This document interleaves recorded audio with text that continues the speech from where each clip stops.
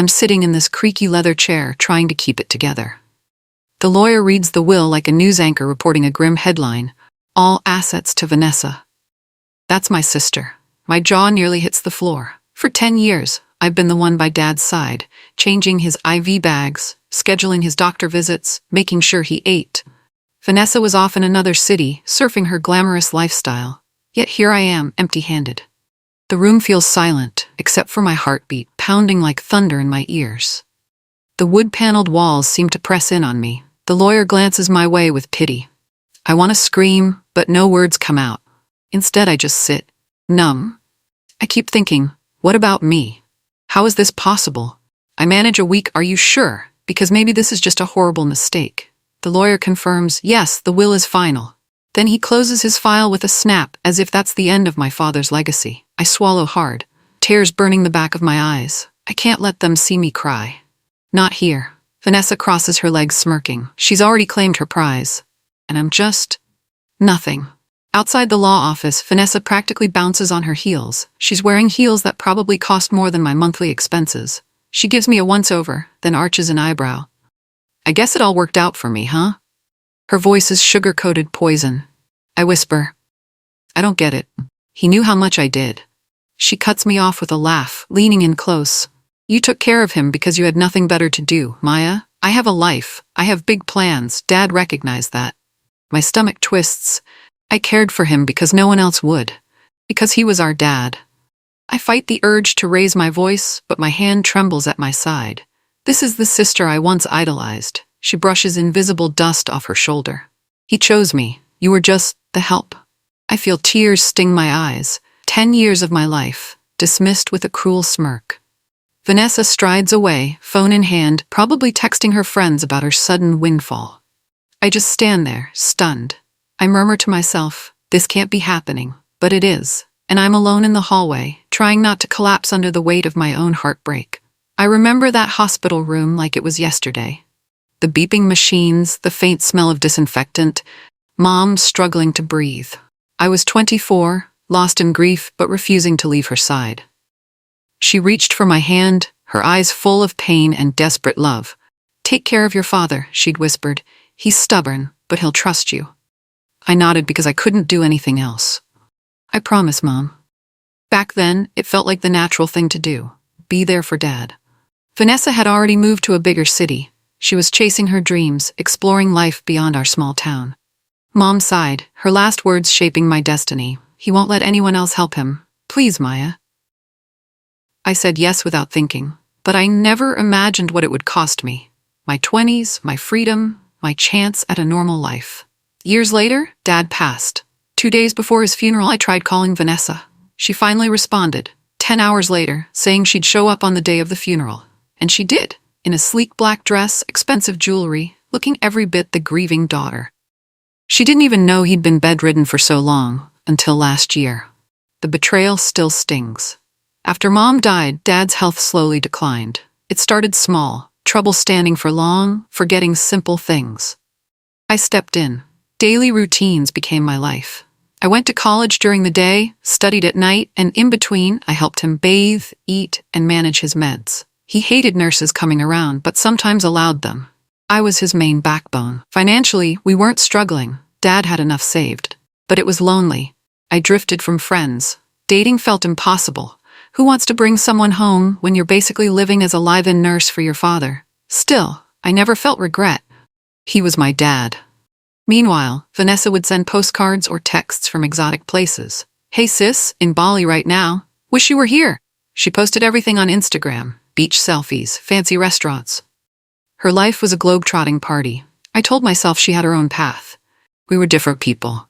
But when Dad's final days came, I found myself expecting Vanessa to step up, just once. Instead, she breezed in, wiped a single tear from her cheek in front of everyone, and left. I was too exhausted to argue or demand more. I just focused on Dad's comfort.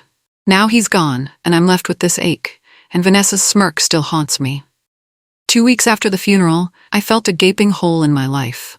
No more morning medication schedules or late-night check-ins.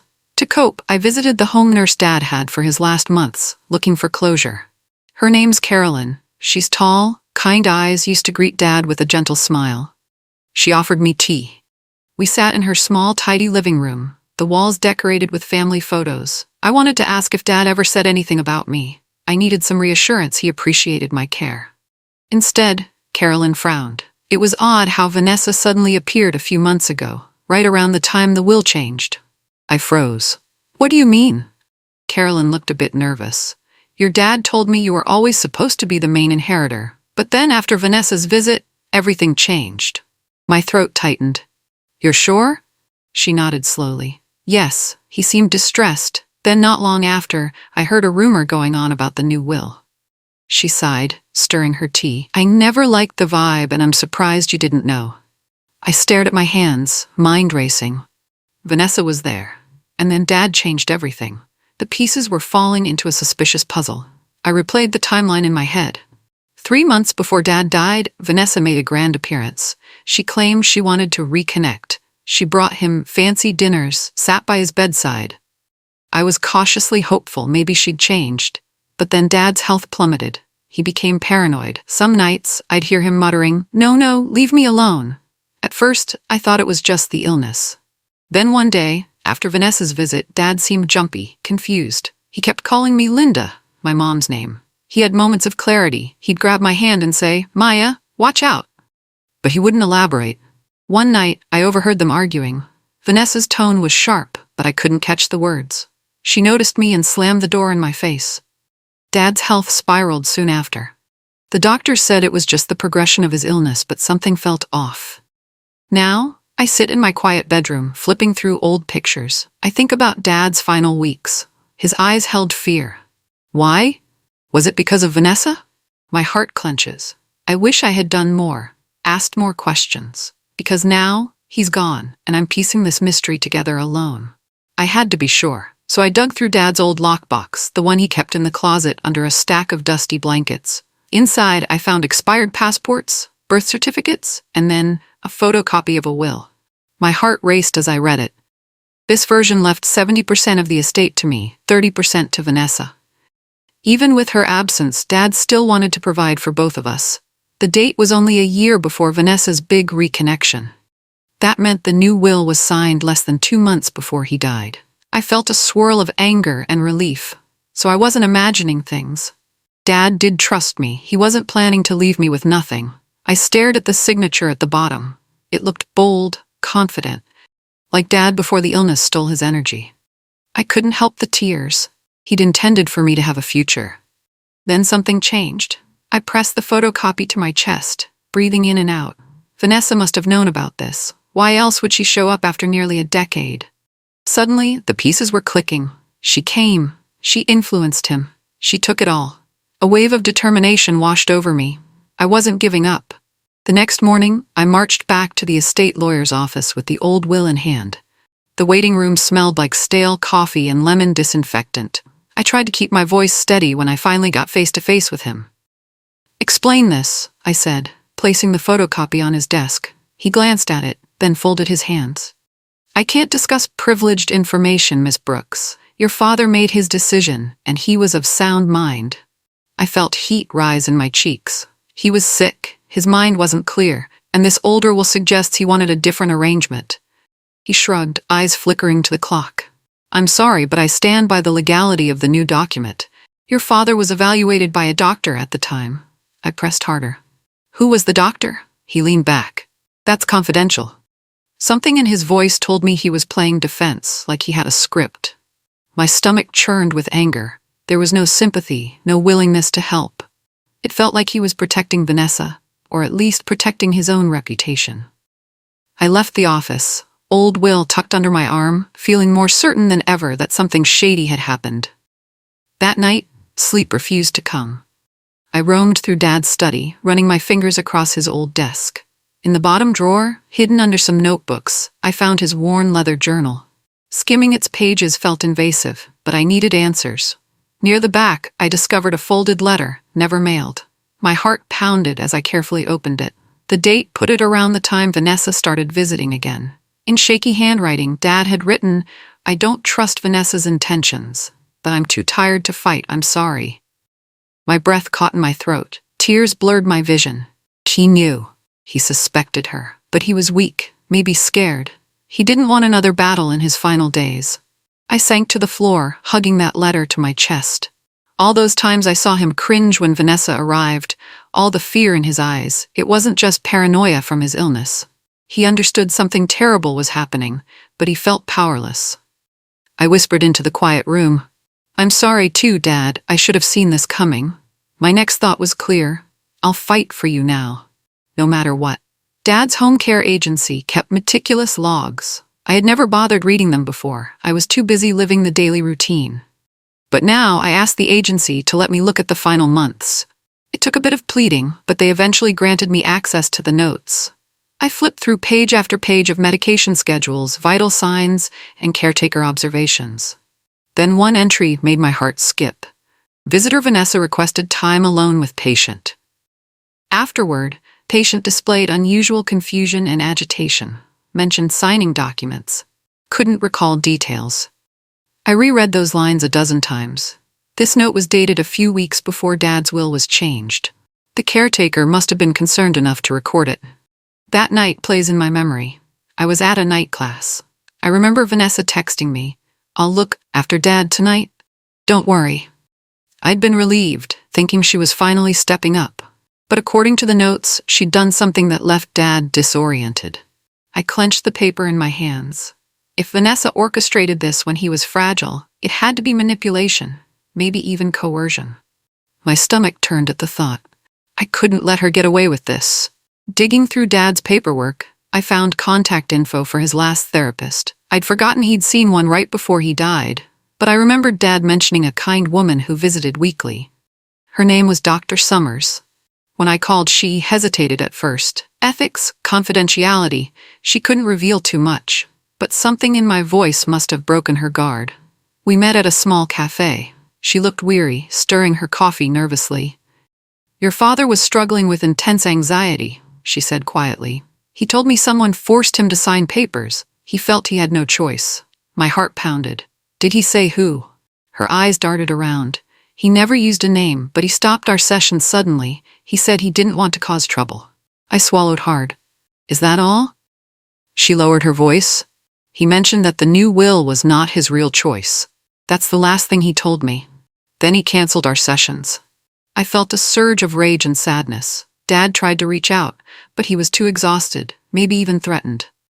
Summers gave me a sympathetic look. "I'm sorry," she whispered. "I wish I could have helped him more." I decided to confront Vanessa, but gently. If I pushed too hard, she'd shut me out completely.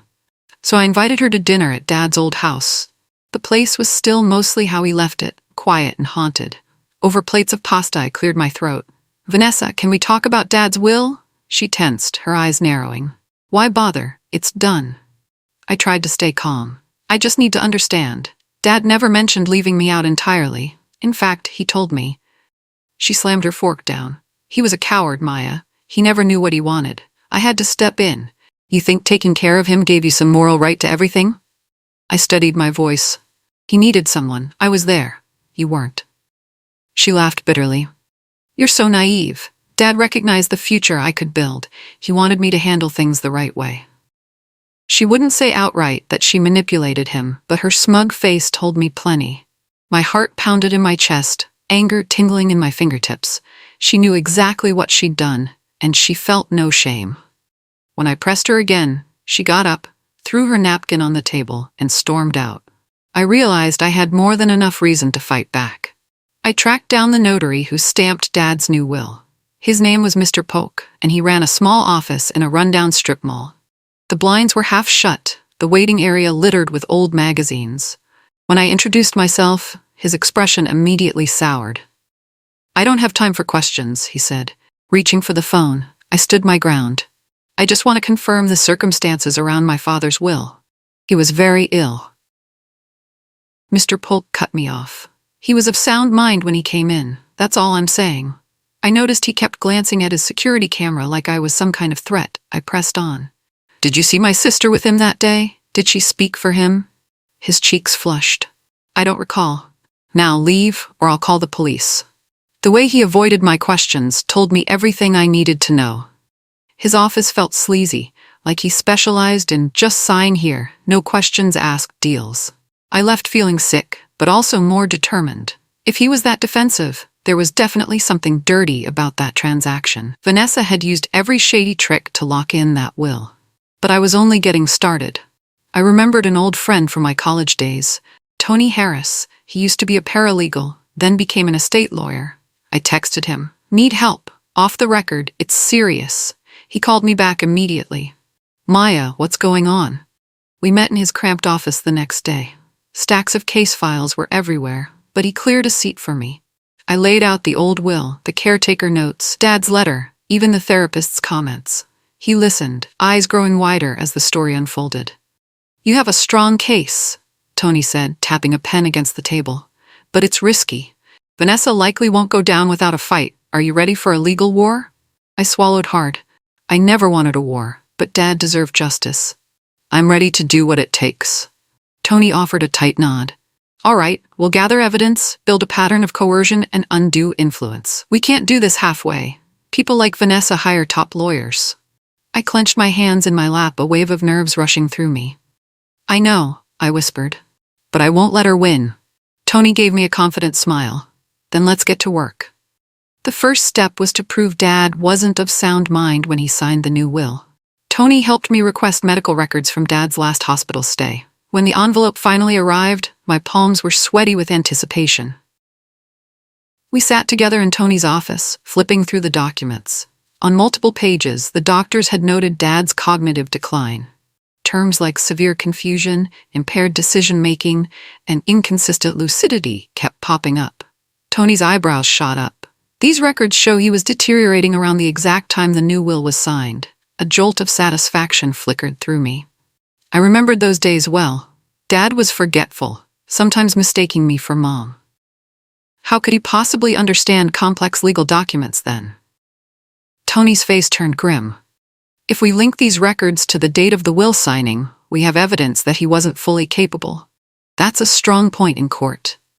I felt tears building behind my eyes, part relief, part sorrow. It hurt to see proof of Dad's suffering in black and white medical jargon. But I also felt a surge of hope.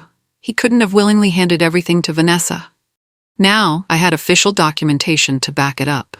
While digging deeper, Tony suggested a handwriting analysis.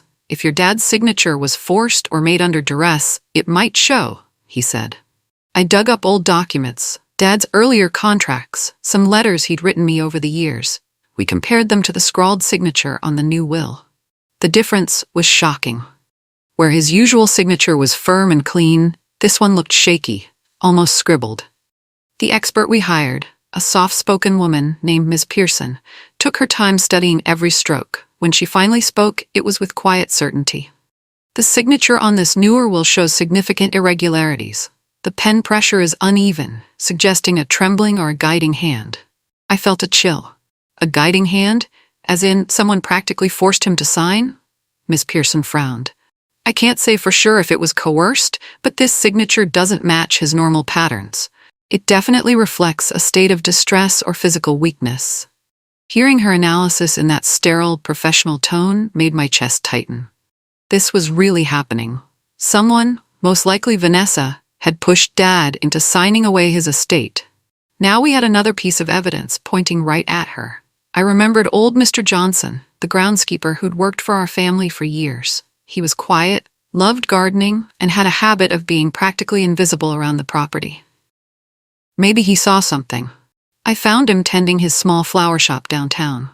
After I explained why I was there, his weathered face grew serious.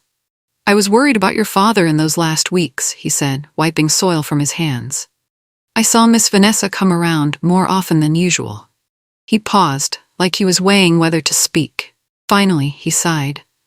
"One day, I heard loud voices from inside the house. I peeked through the window. Vanessa was yelling at your dad." My heart clenched. "Did you hear what she said?" Mr. Johnson nodded gravely. "I heard her shout, 'Just sign the damn thing so we can all move on.'" Your dad looked frightened. My breathing went shallow. That was a direct quote, the kind that could blow Vanessa's defense wide open. Mr. Johnson fiddled with his garden spade. "I'm sorry I didn't speak up sooner. I didn't think it was my place." I covered his hand with mine. Thank you for telling me now, I whispered, relief mixed with anger. Vanessa's cruelty kept shocking me, but I finally had a witness. On Tony's advice, we arranged a meeting with Vanessa's estate lawyer, an attempt at negotiation, or at least to gauge his stance. He was a slick-looking man in a tailored suit, but his eyes darted nervously when Tony laid out our evidence. The medical records, the handwriting expert report, Mr. Johnson's statement. I watched his confident smirk slowly crumble. He tried to bluff. This is all circumstantial. Vanessa has proof your father wanted to make amends for lost time with her. My hands tightened around the chair's arms. My dad hated sentimental gestures, I said, voice shaking with emotion. He never said anything about making amends, and by the way, it was Vanessa who left on her own. Tony stayed professional but firm. We have enough to challenge the will in court. This is your chance to avoid a public lawsuit. The lawyer's cheek twitched. Vanessa told me. He stopped himself, looking flustered. Then he recovered. She said your father changed the will voluntarily to reward her ambition. I exchanged a look with Tony. That was pure Vanessa talk, ambition, and it didn't align with Dad at all. The lawyer tried a different angle. Intimidation. If you push this, it'll be expensive and lengthy. But I could see the cracks forming in his bravado. He knew we had a real case. After that meeting, Tony and I went straight to the courthouse. We filed an official claim to challenge Dad's will on grounds of undue influence and lack of capacity. My hands trembled as I signed the papers. I imagined Vanessa's reaction when she'd get served. She wouldn't see it coming, not from quiet, loyal Maya. But I was done being walked over. Sure enough, Vanessa's wrath came in the form of furious text messages. My phone buzzed nonstop. Vanessa, you are unbelievable. You always were jealous of me. Drop this or you'll regret it. My heart pounded, but I refused to reply. I left her texts on read. Let her stew. Behind my anger, I felt a flicker of sadness. She was my sister once. We used to giggle in our bunk beds, dream about traveling the world together. Now she saw me as an enemy. But Dad deserved the truth. This fight was about protecting his legacy, not just a stack of money. So I locked my phone, closed my eyes, and breathed. It was time to see this through, no matter how ugly it got. Word traveled fast. Once the lawsuit hit, banks froze certain estate accounts while the challenge was pending. Vanessa's fancy lifestyle took a major hit. She couldn't tap into those millions like she expected. Rumors spread among her upscale circle. People whispered about the suspicious timing of the set will, the allegations of coercion. Vanessa tried to downplay it, calling me spiteful. But I knew her world was shaking. At night, I'd get phone calls from unknown numbers, hang-ups, sometimes muffled threats. I suspected Vanessa or someone she hired. Tony advised me to keep a record of everything. One afternoon, I spotted Vanessa at the grocery store. She cornered me in the cereal aisle, eyes blazing. "What do you want, Maya?" she spat. "You want my entire life to burn." I clenched my jaw. "I want the truth, and Dad's real wishes honored." She scoffed. He was old, confused. I stepped closer, voice trembling. "Then why are you so scared to let the courts decide?" She pointed a manicured finger at me. "This isn't over. You'll lose." But her voice shook too. For the first time, I saw genuine fear in her eyes. She knew I wasn't backing down. Vanessa had planned to renovate the family estate, flip it for a hefty profit. But with the legal proceedings in full swing, all transactions were on hold. Contractors walked off the job. Investors pulled out, not wanting to get tangled in a messy lawsuit. Her social media turned sour. Instagram stories that once showed her sipping champagne on yachts now showed her venting with passive-aggressive posts. Comments rolled in. "Did you really trick your dad? Is your sister telling the truth?" The family name we once cherished became gossip fodder. Our relatives had mixed reactions. Some were shocked at Vanessa, others urged me to settle. But for me, this wasn't about appeasing extended family. It was about making sure Dad's memory wasn't stained by lies. Vanessa finally swallowed her pride and texted me, "Let's talk privately. Don't ruin everything over a misunderstanding." I felt a surge of satisfaction reading her plea. She was losing supporters. Her carefully cultivated reputation was in tatters. But I didn't feel joy. I felt relief, like the truth was coming to the surface. I texted back, "No deals. I'll see you in court." It happened on a Thursday afternoon. Tony got a call from Vanessa's lawyer, proposing a settlement. They offered me a six-figure sum if I'd just drop the lawsuit and walk away. Tony and I met privately to discuss it. He looked at me over his glasses. It's a decent amount, but far less than what the old will guarantees you, and no official admission of wrongdoing. My throat felt tight. 6 figures was more money than I'd ever seen in my life. Part of me wanted to say yes, to end the stress, the sleepless nights. But then I pictured Dad in his final days, signing documents he didn't understand, scared and alone. The next day, we all met in a conference room. Vanessa's lawyer slid the check across the table. Vanessa stared at me, arms folded, a half smirk on her lips as if to say, "I knew you'd cave." I picked up the check slowly, glanced at the staggering number, then tore it in half. The room went dead silent. "Dad's legacy isn't for sale," I said, my voice shaking. "I'm not settling." Vanessa's face twisted in rage, but I felt a weight lift off my shoulders. I was done being bought. The day finally came, our hearing in a small county courthouse. The wood floors creaked under our steps. My heart thumped so hard I thought everyone could hear it. Vanessa arrived in a sharp suit, her expression cold. I caught her eye, but she quickly looked away. Her lawyer wasted no time trying to paint me as a bitter daughter grasping for money. But Tony responded with calm, methodical logic. We presented the caretaker logs, the medical records, the letter Dad wrote, the older will's photocopy. We showed the handwriting analysis and Mr. Johnson's testimony about Vanessa's outburst. Piece by piece, the puzzle formed a picture of coercion. When Vanessa took the stand, she stammered through her answers. She contradicted herself about Dad's loving change of heart. The judge asked pointed questions. Why would your father, after a decade of relying on Maya, suddenly disinherit her entirely? Vanessa's gaze darted around, searching for a lifeline. She tried to accuse me of negligence, but it fell flat. Hospital receipts, nurse records, everything showed I was always there, caring for Dad. By the time we rested our case, the tension in the room was thick. The judge's eyes never left Vanessa. I felt like we'd finally unmasked her lies. The judge took a short recess, then returned with a sober face. My palms were sweaty, and I could barely breathe. When she spoke, her voice was clear and deliberate. The evidence shows that the decedent was not of sound mind when the will was changed. This new will is invalid. The estate reverts to the earlier version. My mind spun. I barely registered her next words. Vanessa had to pay my legal fees, which ate up a significant chunk of her 30%. Even worse for her, the judge demanded she issue a written apology. Vanessa sprang to her feet, voice shaking with rage. "This is unfair. The judge rapped her gavel. "Sit down, Miss Brooks." Vanessa shot me a venomous look. "You'll regret this," she hissed. Then she stormed out, leaving behind her lawyer, who could only sigh. Outside the courtroom, I leaned against the wall, heart pounding. I knew Vanessa wouldn't go quietly. She might try something desperate. But at least legally Dad's true wishes were honored. In the weeks that followed, Vanessa's fury escalated, sending me threatening texts until I got a restraining order. She was broke and had lost everything because of her greed and lies. I had no hope for our relationship, but I'd found my peace. A month later, I visited Dad's grave. The sky was gray, a light drizzle tapping on the umbrella I held. I walked among the headstones until I found his. My throat tightened at the sight of his name etched in stone. Kneeling down, I placed a white rose on the grass. I whispered, "Dad, I hope you're at peace now." My voice wavered. I thought about the letter he'd written but never sent, the fear in his eyes when Vanessa came around. I pulled out the letter. His words, "I'm too tired to fight, I'm sorry." Carefully, I set it against the headstone. "It's okay," I said softly. "You did nothing wrong. I love you." A breeze swept through the cemetery, rustling the trees. I closed my eyes, imagining Dad was telling me it was over. I could finally breathe again.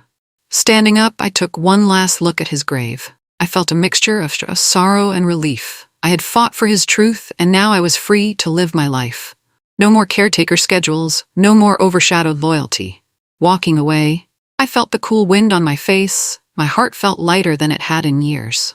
Dad's quiet goodbye was my new beginning.